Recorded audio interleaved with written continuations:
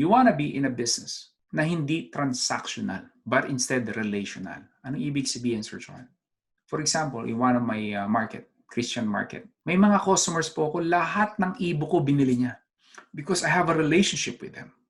Because when they first bought my ebook, they love it. So they're gonna send by the second, the third, the fourth. Pag ang ebook mo, para lang may masabi ka, copy-paste galing sa internet, do not expect that your business will grow. Why would they buy from you? They feel na niloko mo lang sila.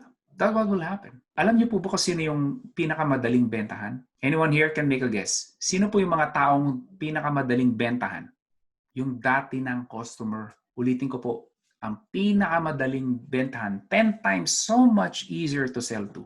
Yung dati mo ng customer. Mas mahirap na lagi kang naghahanap sa labas ng bagong prospect na para mapabili mo. Pero pag dati mo ng customer, mas madali silang bumili. Kasi nagtiwala na sila, naglabas na sila ng pera eh. So kung gagawa ka ng produkto, copy-paste lang galing sa internet, well, I'm sorry, you're in the wrong business training. Okay? I'm not saying that you guys gonna do that, but I'm just saying na baka kasi yung iba ganun ang mindset.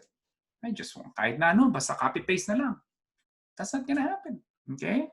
Just want to make sure because my job is not just to help you to teach you to make money. Kung gusto mong make money, maghanap ka ng trabaho. Marami siyang trabaho. But I'm teaching you on how to have a business so you can have more time and you can have more money. I'm talking about long-term, profitable, successful business in here. That's what I teach to my students.